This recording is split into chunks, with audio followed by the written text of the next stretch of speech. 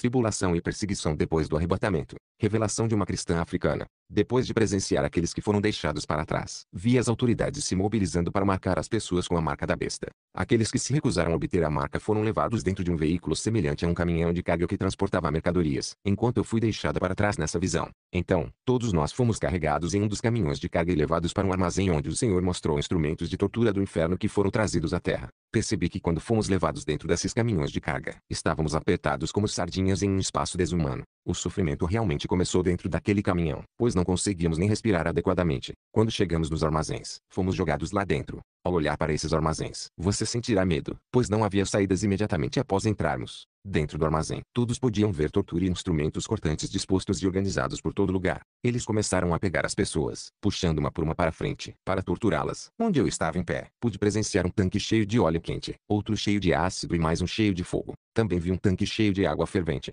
Vi muitas máquinas que supostamente torturavam pessoas de maneira extremamente dolorosa. A Bíblia diz em Apocalipse 9:6 que nos dias futuros os homens buscarão a morte e não a encontrarão, desejando morrer, mas a morte fugirá deles. Muitos instrumentos foram utilizados para nos atormentar e nos forçar a aceitar a marca do anticristo. Levaram algumas pessoas para serem torturadas onde eu estava, e pude testemunhar tudo o que estava acontecendo. Essas coisas foram feitas diante da multidão para que pudessem testemunhar a tortura e o tormento dos cativos, de modo que os outros ficassem com medo e aceitassem a marca da besta. Vi um homem sendo levado e caindo dentro do tanque de óleo quente. O homem estava gritando e gritando, mas ele não estava morrendo. Outro homem foi colocado no tanque de ácido e ele estava gritando. Outro homem foi colocado dentro do recipiente de água fervente e ele estava chorando enquanto se queimava. Outro homem foi colocado em uma máquina. Essas pessoas estavam gritando por causa da dor que essas torturas poderiam facilmente matá-los. Mas eles não estavam morrendo. Tudo isso estava acontecendo na frente de multidões de cristãos que foram deixados para trás enquanto testemunhavam a tortura. As pessoas começaram a desistir e muitas começaram a solicitar a marca do anticristo por medo dessas torturas que estavam testemunhando.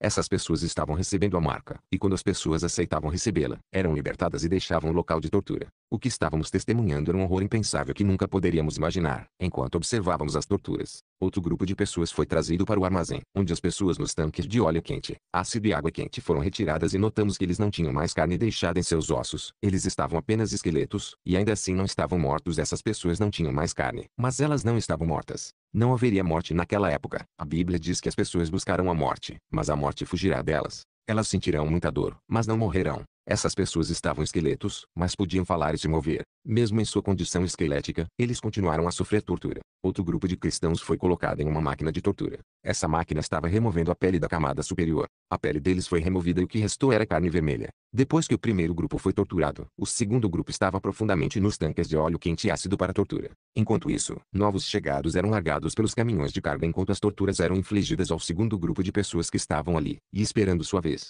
Estavam desistindo. Não podiam acreditar no que estavam vendo. Estavam solicitando obter a marca 666 e serem liberados desse acampamento de tortura. Uma vez que recebiam a marca, quando chegou a minha vez, me levaram. Eles tinham uma maneira de remover o cabelo das mulheres. Colocaram meu cabelo natural dentro de uma máquina. Minha cabeça foi mergulhada em óleo quente. Imagina ter sua cabeça dentro de óleo quente. Como você reagiria? Senti que havia algo dentro da máquina, que estava cheia de óleo quente. Eles colocariam sua cabeça lá e, em seguida, apertariam um botão, resultando em sua cabeça entrando naquela máquina e todo o seu cabelo natural sendo queimado pelo óleo quente. Foi difícil para mim, porque depois de me tirarem daquela máquina, eles me levaram para outro lugar de tortura. Me colocaram em uma máquina onde arrancaram meus olhos de suas órbitas. Em tempos normais, eu teria morrido de dor, mas a morte se recusou a receber almas das pessoas. Então, me levaram para outra máquina onde arrancaram minhas unhas, como na época da Inquisição. Queridos, abrirão seu estômago e retirarão seus intestinos, mas você não morrerá. Vão te submeter a uma dor terrível e insuportável que você poderia imaginar que essas são coisas que estão sendo preparadas para os cristãos que serão deixados para trás. Portanto, amados, vamos nos esforçar para alcançar a perfeição porque algo terrível vai acontecer após o arrebatamento. O diabo está planejando coisas ruins para os cristãos que serão deixados para trás. Mas graças a Deus que está revelando o futuro à humanidade para que possamos tomar medidas e evitar a grande tribulação.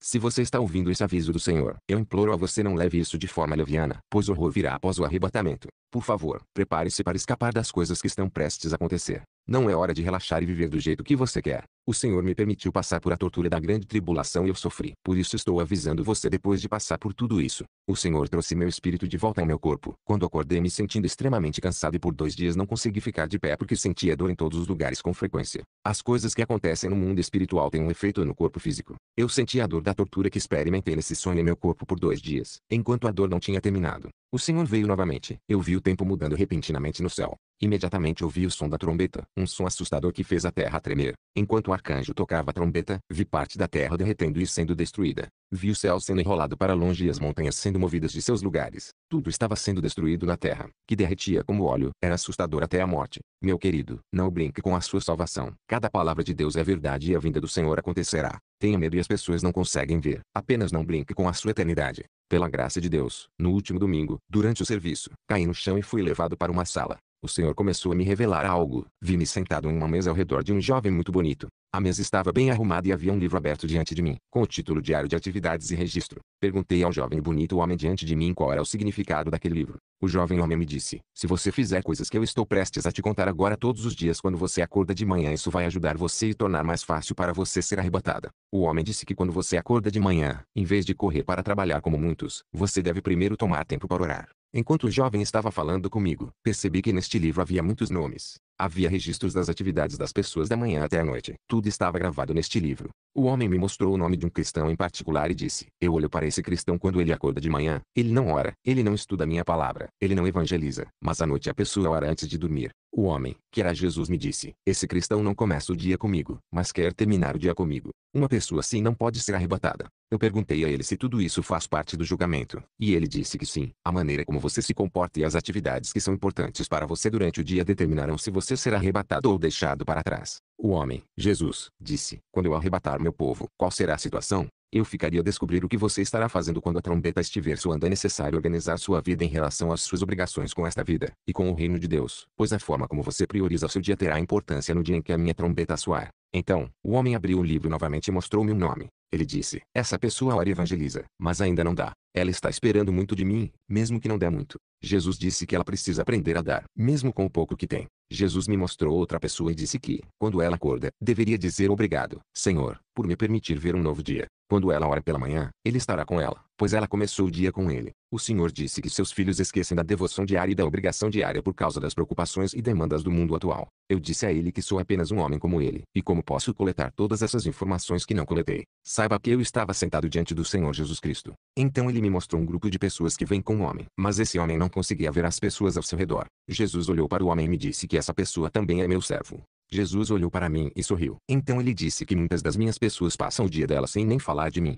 Eu devo ser o centro da sua mente ao longo do dia. Você deve me colocar em primeiro lugar em tudo o que você faz. Quando você percebe que, à medida que o dia avança, você está se desviando, você deve confessar e aplicar imediatamente o meu sangue, sem demora. Quando você percebe que cometeu um pecado, você deve confessar imediatamente, porque o arrebatamento pode acontecer naquele momento. Jesus mostrou a outro cristão crente que sempre estava pedindo misericórdia. Onde quer que ele vá, ele dirá: Senhor, tenha misericórdia toda vez que ele falhar e toda vez que ele se sentir fraco. Ele disse: Senhor, tenha misericórdia. Jesus me disse que sempre pediu misericórdia porque esse cristão percebeu que não pode fazer nada sem a minha ajuda. Há crentes que passam o dia sem cantar canções de louvor e adoração, mas ainda assim o céu ressoa em louvor eterno e adoração. Então, Jesus Cristo se revelou para mim. Ele me fez perceber que ele não era um homem. Ele era Jesus Cristo. Ele me disse que as pessoas que vieram comigo, o cristão que não podia vê-los, eram anjos. Jesus me disse que está escrito que há uma nuvem de testemunhas. O que está acontecendo com você? O que quer que você faça na terra? A nuvem de anjos está observando você e eles registram e relatam a forma como nossos dias são organizados. Pode nos preparar ou nos deixar despreparados no dia da trombeta. A trombeta pode soar quando estamos orando, cantando canções de louvor, evangelizando, fornecendo armas aos pobres. Hebreus 12:1. Portanto, como estamos cercados por uma grande nuvem de testemunhas, devemos abandonar todo o caminho e pecado que facilmente nos assedia e correr com paciência a corrida que nos é proposta. Mateus 24:13. Aquele que perseverar até o fim será salvo. Apocalipse 13:10. Se alguém for levado cativo, será levado cativo. Se alguém matar com a espada, será morto com a espada. Aqui está a paciência e a fé dos santos. Apocalipse 13:10. Guardarei a palavra da minha paciência e te guardarei da hora da provação que está por vir sobre o mundo inteiro e testará aqueles que habitam na terra. Apocalipse 13:10. Aqui está a paciência dos santos que guardam os mandamentos de Deus e a fé em Jesus. Tiago 1:12. Feliz é o homem que suporta a tentação quando é provado, pois receberá a coroa da vida que o Senhor prometeu aos que o amam. Tiago 1:2. Meus irmãos, considerem como motivo de grande alegria o fato de passarem por diversas tentações. Mateus 10:22. Vocês serão odiados por todos os homens por causa do meu nome, mas aquele que perseverar até o fim será salvo. 1 Pedro 2:19. Pois é louvável que alguém suporte aflições, sofrendo injustamente, por causa da sua consciência para com Deus. Marcos 13:13. Vocês serão odiados por todos os homens por amor ao meu nome, mas aquele que perseverar até o fim será salvo. 2 Timóteo 4:7-8. Combati o bom combate, terminei a corrida, guardei a fé. Agora me está reservada a coroa da justiça, que o Senhor, justo juiz, me dará naquele dia, e não somente a mim, mas também a todos os que amam a sua vinda. Mateus 10:17-22. Mas tenha cuidado com as pessoas, pois elas irão entregá-los aos conselhos e nas sinagogas eles irão açoitá-los. E antes dos governadores e reis, vocês serão levados por minha causa como testemunho para eles e para os gentios. Mas quando eles os entregarem, não fiquem ansiosos sobre como ou o que falarão, pois naquela hora será dado a vocês o que falar. Não serão vocês que falarão, mas sim o Espírito do Pai que falará através de vocês. E irmão entregará o irmão para ser morto, e o pai entregará seu filho, e os filhos se levantarão contra os pais e os farão ser mortos. Vocês serão odiados por todos os homens por causa do meu nome, mas aquele que perseverar até o fim será salvo. Marcos 13:12-13. E irmão entregará o irmão para ser morto, e o pai entregará seu filho, e os filhos se levantarão contra os pais e os farão sofrer para serem condenados à morte. E vocês serão odiados. Deus abençoe.